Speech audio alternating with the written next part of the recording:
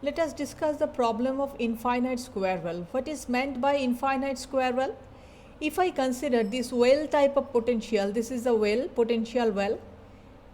If I choose the coordinate system such that at x equal to 0, this is one terminal point of the box, and at x equal to a, other terminal point of the box resides, and the particle is constrained to move between 0 to a along this along this floor of the box. But at x equal to 0 and at x equal to a, the potential are infinity. So here is the condition imposed on the potential, that is within 0 to a the potential is 0, but otherwise the potential is infinity.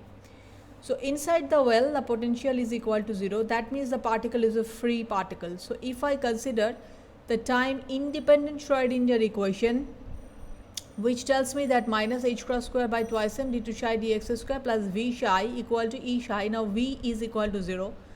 So I am left with two terms only, minus h cross square by twice m d2 psi dx square equal to e psi. This is my equation 1. This is the starting point of solving this particular problem. I am dividing both sides with minus twice m e by h cross square. Just making a substitution. I put root over twice m e by h cross square as k. So this must be my k square. So this is my equation 2, d2 psi dx square equal to minus k square psi. Now it's time to solve that differential equation, which is like a simple harmonic solution. So first let's try with this type of solution. Psi x equal to e to the power px. d2 psi dx square becomes p square e to the power px, and I am putting d2 psi dx square and the value of psi into my equation 2, where k square is twice m e by h cross square, and e is assumed to be positive here. So substituting with the solution, I am getting p square e to the power px equal to minus k square e to the power px. This gives me p square equal to minus k square, which means p must be equal to plus minus ik. So I have two solutions. I have one solution for p equal to plus ik. I have another solution for p equal to minus ik. So my solutions are e to the power ikx and e to the power minus ikx. Now let me tell you one thing, that this I is a symbol that the particle is free here. So if I encounter with this type of solution that I have, where I have e to the power I or minus I and a term dependent on x, then I will readily understand that the particle is free. That means the particle is experiencing no potential at all. So here are my two solutions. So my general solution will be just a superposition of these two individual solutions. So this is my general solution. I'm sorry, I must give equation 2a here. So C1 and C2 are constant. We know Euler's formula, that e to the power I theta equal to cos theta plus I sin theta, which means if I put Euler's formula here, Euler's theorem here, then I get C1 e to the power ikx means cos kx plus I sin kx, and e to the power minus ikx is cos kx minus sin ikx. So I am taking the cos kx term common, which gives me C1 plus C2 from here, and if I take this term common, sin kx, that will give me I is also there, so that will give me I C1 minus C2 sin kx. Now I can substitute C1 plus C2 with another constant A, and I can substitute I C1 minus C2 also with another constant B. Now I is also a constant because I square equal to minus 1. So my solution is now, general solution of course, psi x equal to a e to the power a cos kx plus b sin kx, where k is the energy term because k square equal to twice e by h cross square. This is equation 3. This is my solution of the time independent Schrodinger equation for v equal to 0 and for the particle residing in infinite square well. I need this constant for which I need to apply the boundary conditions. What are my boundary conditions? Is I must have psi x and ddx of psi both continuous at the boundaries. But here I will have psi x continuous only because at the boundary v is already infinity, so there is no point of considering d psi dx.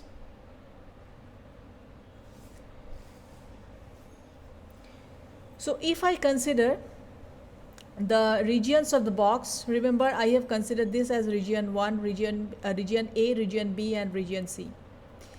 And as the potential is infinity here, the particle is no longer resides here, it only stays here. So the continuity of equation demands that here the particle is nowhere.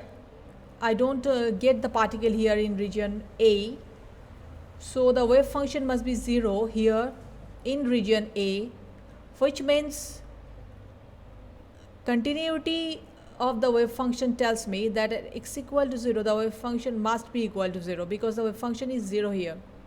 I need to match the two regions.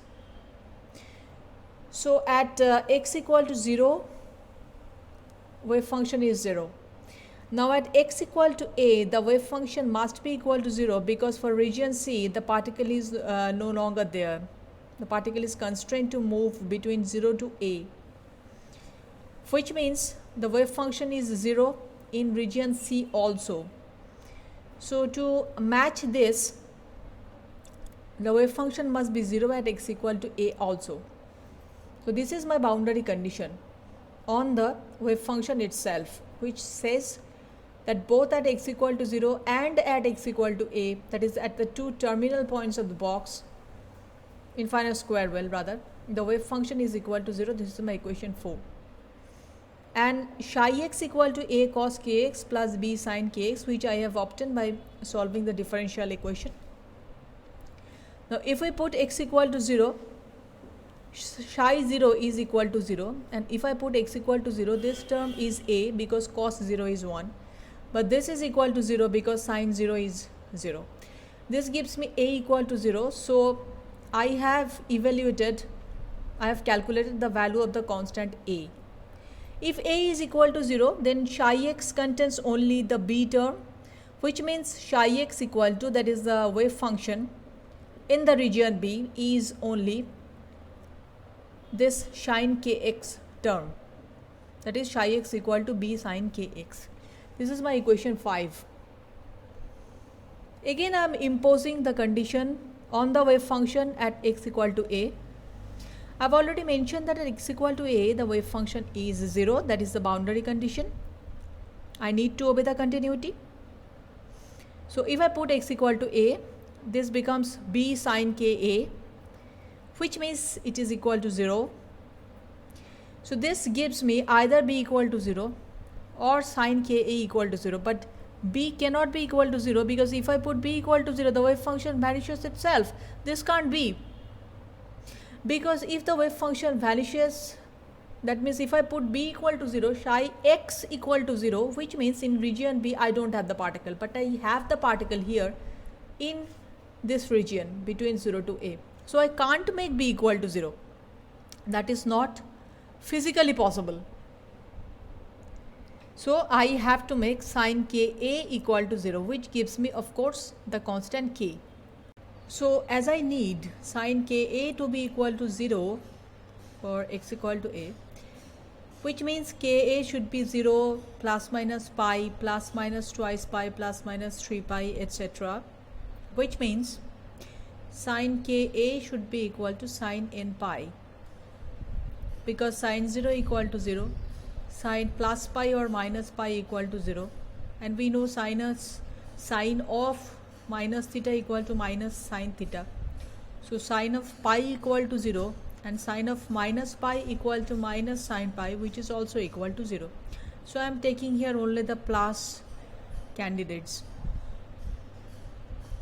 Now we can't have k equal to 0, because if I make k equal to 0, then the wave function itself vanishes, because wave function psi equal to b sine kx. If I put k equal to 0, the psi tends to 0, which I don't want. Moreover, k is equal to k square. We know it's twice me by h cross square. So if I make k equal to 0, which means energy of the particle is equal to 0, which is not possible either. So I have k values from the boundary condition. One thing I would like to mention, that from the boundary condition we have evaluated the constant a of the general solution, but from the boundary condition, another boundary condition, we have evaluated this kn, not b. I will evaluate b just in a short while. So my final wave function looks like psi equal to b sine n pi x by a, because in place of kn I have just put n pi by a. So if I put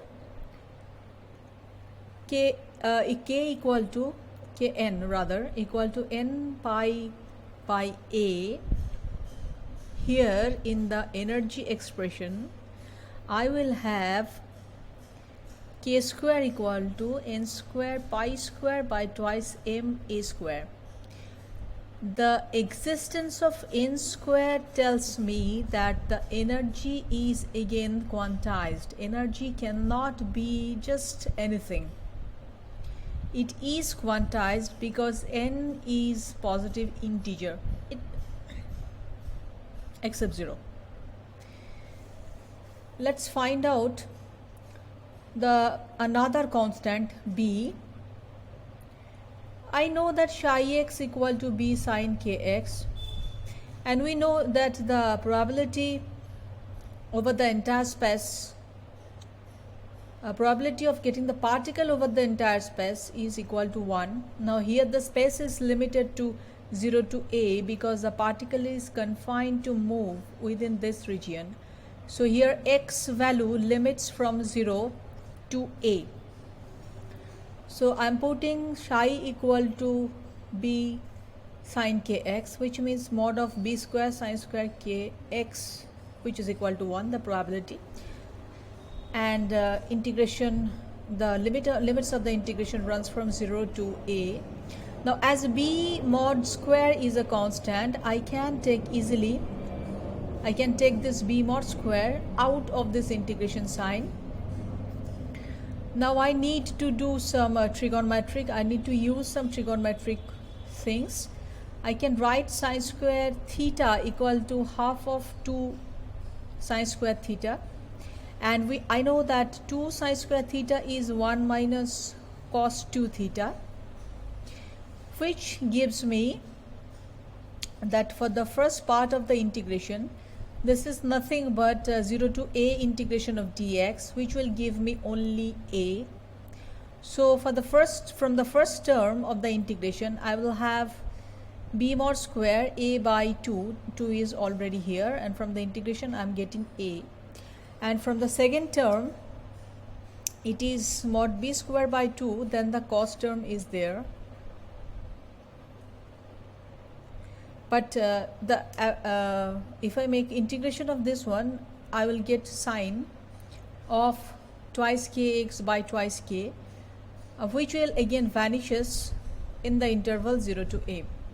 So I will have only this mod of b square a by 2 term, which is equal to again 1. Then I will have b mod square a by 2 equal to 1 from the previous equations. Then mod of b square equal to 2 by a. This is my equation 8. So b equal to root over of 2 by a. So my general solution is for the time independent Schrodinger equation is psi n x, because this is the spatial part of the wave function, constant I have evaluated root over 2 by a, and then sine n pi x by a. This is equation 9. Now this is an infinite set of solution, because for each value of n I will have one form of the wave function. Like if I put n equal to 1, then I will have root over 2 by a sine pi x by a. If I put n equal to 2, then psi 2 equal to root over 2 by a sine 2 pi x by a, and so on. Let's plot the wave functions. For n equal to 1, the wave function looks like psi 1 equal to root over 2 by a sine pi x by a. Now I know that at x equal to 0 and at x equal to a, the wave function vanishes. So at x equal to 0, I need to put 0 everywhere where where I find x. So it's psi 1 x equal to 0, and if I put x equal to 0, this will be 0. And for x equal to a, the wave function is again 0. So psi 1 at x equal to a equal to root over 2 by a sine pi, because if I put x equal to a here, I get only sine pi. Now sine pi equal to 0. So at x equal to a, the wave function vanishes, which means the wave function we have calculated are going extremely well with the boundary conditions. At x equal to a, I am getting 0. At x equal to at x equal to 0, I am getting 0, and at x equal to a, I am also getting 0. But what about psi 1 at x equal to a by 2, which means at the center of the potential well? So I need to put x equal to a by 2. So it's a root over 2 by a sine pi a by 2 twice a cancel out, sine pi by 2 is 1. So I have psi 1 a by 2 at x equal to a by 2 is just root over 2 by a, which is the maximum value of the wave function, which means psi 1 is maximum at halfway, at midway of the midway or the center of the potential well. So it looks like this. At x equal to a, it is 0. At x equal to a, it is 0. At x equal to 0, it is 0. Midway, it is maximum, and the value amplitude of the wave function is root over 2 by a. Now let's put x equal to let's put n equal to 2. So I'll have psi 2. So if I put n equal to 2, I will have for both at x equal to 0 and x equal to a, the wave function vanishes. So there is no point of putting n equal to 2 separately for x equal to 0 and x equal to a. But what is the value of the wave function midway, that is at the center of the potential well? So it's psi 2, which means n equal to 2. It's psi 2 equal to root over 2 by a sine twice pi a by a into 2, because n equal to 2 here and x equal to a by 2 here, which gives me a get cancel out, 2 get cancel out. I am left with sine pi only. Sine pi is again equal to 0. So at x equal to 0, at x equal to a, the wave function vanishes, psi 2 vanishes. But at x equal to a by 2, the wave function also vanishes, which means the wave function looks like this green wavy line. And this is for n equal to 3. Just I have already calculated how the wave function looks like for n equal to 1 or n equal to 2, putting n equal to 3 in the wave function, that is psi 3 equal to root over 2 by a sine 3 pi x by a, and again we need to put x equal to a by 2 in the wave function itself. So now the wave function for n equal to 3, it looks like this. So what I'm getting here is for n equal to 1, I have lots of wave function, that is infinite series of infinite number of wave function, psi 1, psi 2, psi 3 up to infinity. but psi 1 is my ground state. Ground state means we need to put n equal to 1 here. Ground state correspond to lowest energy, and if I put n equal to 2 or 3, then the energy increases in a quantized manner, in a certain manner. It does not increase just randomly as my wish. So psi 1 is my ground state with lowest energy. Lowest energy is E1 equal to pi square h cross square by twice m a square, and all the other states are the successive excited states actually.